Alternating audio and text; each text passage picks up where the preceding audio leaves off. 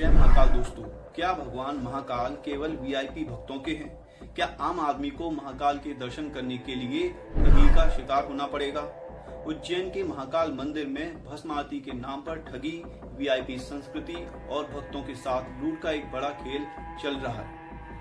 आज हम आपको बताएंगे कि कैसे महाकाल मंदिर में आस्था के नाम पर करोड़ों की अवैध कमाई हो रही है, कैसे वीआईपी लोग सीधे गर्भगृह में दर्शन कर रहे हैं और आम भक्त केवल दूर से हाथ जोड़ने पर मजबूर हैं।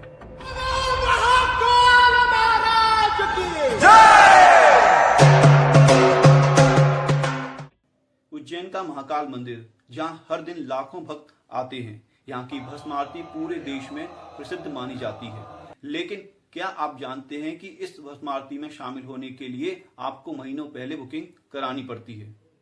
सरकारी नियमों के अनुसार ऑनलाइन और ऑफलाइन बुकिंग की प्रक्रिया पारदर्शी होनी चाहिए, किंतु सच्चाई यह है कि पैसे लेकर कुछ लोगों को तुरंत एंट्री दी जा रही है और आम श्रद्धालु महीनों इंतजार करने के बाद भी बाहर खड़े रहते हैं।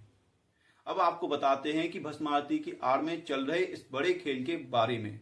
मंदिर के कुछ लोग और दलाल मिलकर फर्जी बुकिंग कर रहे हैं। भक्तों को 200 रुपए की टिकट के लिए हजारों रुपए तक देने पड़ रहे हैं। कुछ लोग 15,000 से 20,000 रुपए तक वसूल रहे हैं।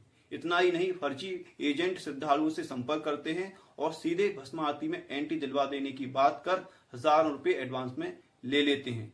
लेकिन जब भक्त मंदिर पहुंचते हैं तो पता चलता है कि वे फर्जीवाड़े का शिकार हो चुके हैं। अब सवाल यह है कि इस खेल में कौन लोग शामिल हैं? क्या प्रशासन को इस ठगी की जानकारी नहीं है? क्या मंदिर ट्रस्ट इस खेल में शामिल है?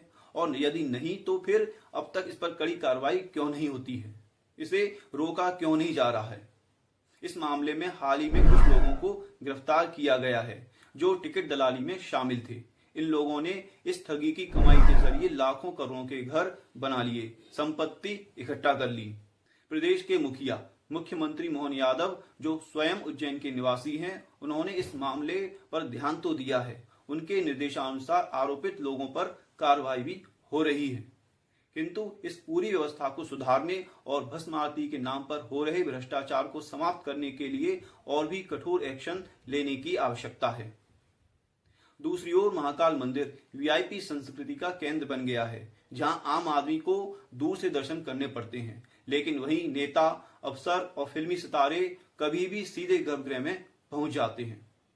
मंदिर प्रशासन बार बार कहता है कि किसी के साथ भेदभाव नहीं होता है, किंतु सच्चाई यह है कि यदि आप वीआईपी हैं तो सीधे भगवान महाकाल के पास पहुंच सकते हैं, और यदि आप आम आदमी हैं तो आप चुपचाप लाइन में खड़े रहिए और दूरदर्शन का आनंद लीजिए। अब सवाल यह है कि आम आदमी को वीआईपी बनने के लिए कितने पैसे देने होंगे, और क्या भगवान के दर्शन केवल उन्हीं के लिए हैं जिनके पास पैसा है, पावर है? यदि इस ठगी और वीआईपी संस्कृति को रोकना है तो सरकार और मंदिर प्रशासन को कुछ बड़े कदम उठाने होंगे। भस्म आरती की बुकिंग को पूरी तरह डिजिटल और पारदर्शी बनाया जाए, जिससे कोई दलाली न हो सके। वीआईपी संस्कृति पर रोक लगे। आम और खास सभी के लिए एक समान नियम होने चाहिए। जो लोग इस ठगी में शामिल हैं उन्हें सख्त सजा दी जाए, ताकि दोबारा कोई श्रद्धालुओं की भावनाओं से न खेले। अंत में यह केवल एक समाचार नहीं बल्कि हम सबकी आस्था का सवाल है।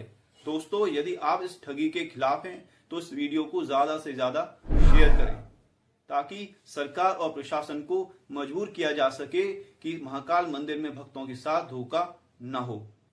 यदि आपको भी ऐसी किसी ठगी का शिकार होना पड़ा है तो हमें कमेंट में बताएं और हमारे चैनल को सब्सक्राइब भी कर लें। धन्यवाद। जय हिंद। हर हर महादेव।